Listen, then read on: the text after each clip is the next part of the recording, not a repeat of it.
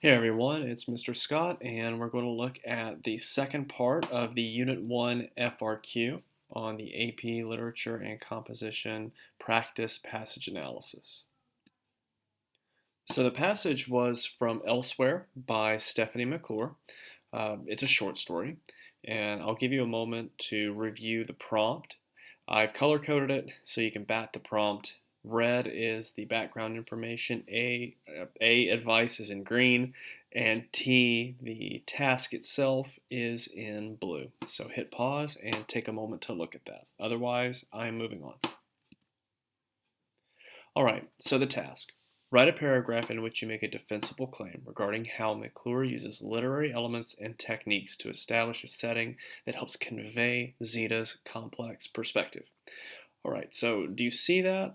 Literary elements and techniques. So unlike the first prompt, where you were asked to use first person point of view, you have a lot more room in terms of what you can use um, to argue the establishment of setting. And three pieces that you're looking at addressing are the literary elements and techniques, the setting, and the complex perspective. So it's easy to be overwhelmed here. There's three things that the task is asking you to do. One is finding literary elements that communicate setting. Second is determining how that setting is communicated through those elements. And then the third is how does it convey, how does the setting specifically convey a complex perspective?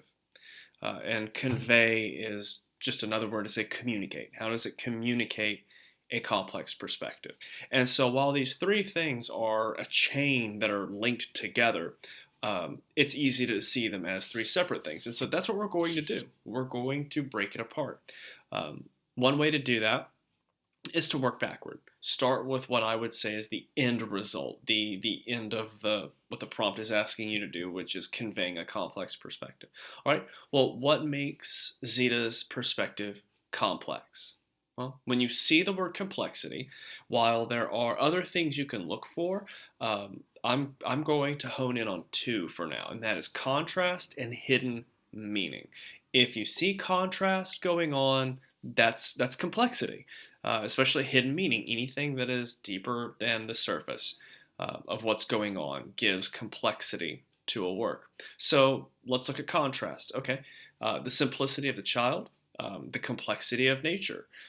Children, she has a very clear view, a very optimistic view, a very simple view of what's going on, and the description of everything around her is complex. It's very rich in detail.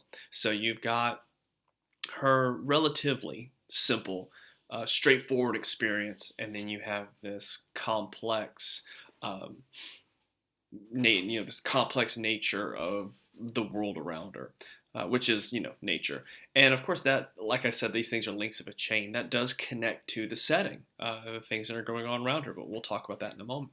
Another way you see contrast, innocence of a child and the presence of death. We know that she lost someone. This family is mourning the death of. If she's a child and she mentions her twin, it's almost implying that it was a child that died. So, or it's going more than implying, but yeah, it's you could say safely that a child has died. And so you have this childlike innocence and this joy, this optimism that she has in the face of death. That there's multiple death symbols, which we'll get to in a moment, and then also just noting that the father is very broken, um, and so that's a contrast, and that's complex. So, how do we arrive at the contrast through setting? Well, what is the setting? It's outdoors, it's idyllic, garden like. And although gardens symbolize innocence, there is still a lot that is going on, rich detail from the author. You could really go two routes with that. You could say that the natural state of things being innocent, unaware of man's vision of good and evil. I suppose I know we've talked a lot about this year, so I'm not going to go too much into how or why a garden symbolizes innocence. Um, And so the contrast being a garden is innocent, but there's still a lot going on. You could say that a garden symbolizes innocence, as does Zeta, but the implication of death is around, um, which I'll get to in a moment. You could say that children are often simple and unaware of the world's inner workings, and yet the perspective that's given in the story, all this rich detail adds complexity to it. So you're supposed to have this simple, innocent child, but interacting with a world that is full of detail, and so complex detail combined with a more innocent, simple child who has a very simple outlook. Also, that the child is innocent, or at least symbolically innocent, as far as we know, and the symbols of death, which are the crows, are mentioned twice actually. The fact that it's repeated is really important, and then fate. As symbolized by the spider, are mentioned throughout. Now, that may be something that you weren't aware of. That is highly, highly symbolic. Spiders are often symbolic of fate because, again, they weave their webs, and threads are often seen as the weaving of a thread, the manipulation of a thread is often seen as symbolic of fate. All right, so I have two slides saying the same thing, but I had added a lot of movement with the setting being outdoors. And I put that there because there is a very, if you can call a tone kinetic, there's a lot of movement going on, a lot of action going on in the setting. And so just to kind of go back to that a little bit, that while it's idyllic, it's garden-like, and there is a lot of movement going on. So a lot of livelihood. And you could probably point to that as being contrast as well, a form of contrast, because there's all this movement, all this life going on, whereas obviously the undertone and sort of in the background is the idea that someone has died. All right. So how is the setting established? You have descriptive diction. You have a lot of imagery, the sensory detail, not just seeing it, but hearing it, feeling it. The symbolism, the crows, the spider, the garden, which are death, fate, and innocence, respectively. And then, of course, just the dialogue between Zeta and her father to say, I saw him, to imply that she saw the person who had died. The setting, and of course, just to know, the setting is anything that occurs outside of the character. It doesn't just have to be the garden. A setting can be a time period, a setting can be a season, which I guess technically is a time period, but it's not just the garden. It is a family home in the midst of a loss. And so that's part of the setting. Someone losing someone and dealing with that loss, that's the setting, because that is what is happening around them. So anything that occurs outside of a character is considered the setting. So it doesn't just have to be a physical setting. And then the other way to approach, I said earlier, work backward, is to work with each element individually before you connect the dots. And that's essentially what we did working backward, but this one instead would be, instead of starting at the end and going to the beginning, you just start with what stands out to you. So look at the literary elements that stand out. When you're reading, you see literary elements and techniques, you can start making a list. Okay, what's going on in this passage? So when I read it, the repetition, repeating the crows, anytime an author repeats something, he wants you to notice it. It's repeated. There's imagery. You don't just see them, but you hear them. And I believe the line referenced them singing a song of loss. It was something similar to that statement. And of course, crows symbolizing death. So you could argue that the crows themselves are symbolic of death. You see them at the beginning and the end of the passage.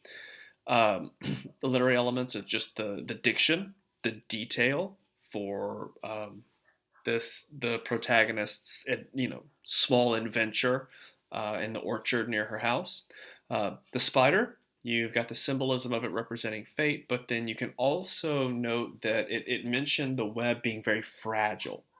And so that could point to the thread of fate being a very fragile one, that life is fragile, life is precious.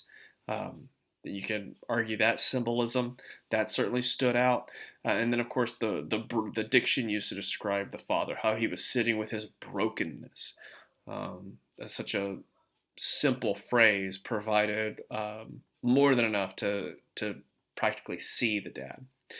Um, and so ideas of fate, death, and innocence are present through the story.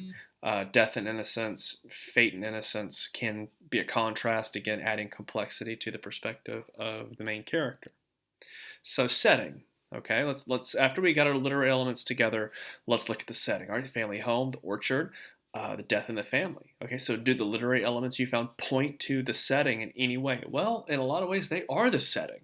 The imagery, the rich details used to describe the orchard and the adventure the girl has, and the repetition of the crows, they're part of the setting. The song they're singing is a part of the setting.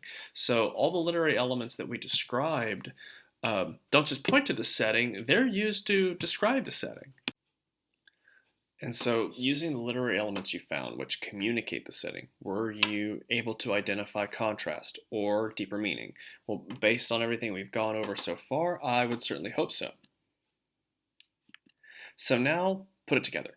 Literary elements establish setting, which convey a complex perspective. So the setting is a gimme. The elements you find are a part of the setting, since it's all happening around the main character, Zeta. And I think it's important because this is not a first person point of view. So unless she's doing it, it's part of the setting. Although you can't really skip mentioning the setting, you don't, in this case, you don't have to treat it as if it is separate from the complex perspective, or definitely not separate from the literary elements that are used to establish the setting. So while it seems like a three-part prompt, that there's these three things that I'm having to connect, all three of these overlap. They all play into each other. In all honesty, you could say how, if you were to just say how do literary elements or techniques convey a complex perspective, you are by default going to talk about setting. So don't let the prompts like that intimidate you. They're not necessarily trying to. I mean, I guess they're trying to maybe trying to trick you in a good way. As you read the prompt and you're reading the story, you're like, wait a minute, there's a lot of overlap here. So that's kind of the trick that's going on. They're not trying to. They're certainly not going to throw some literary element that you're unaware of. That's why it's often good to give choice in regards to prompts like this when it comes to finding literary elements. Also, too, I say treat it like a puzzle. Literary analysis is a form of problem solving, and I think that's, I would hope, up for other English teachers. That's why most of us love literature as much as we do. I know that's the case with me. If you read a good work of literature, you're solving a puzzle. It's a way into the mind of the author, trying to figure out what are they trying to say, what are they trying to communicate, what about the human condition are they pointing to. So, as usual, if you have any questions, shoot me an email. Take care out there.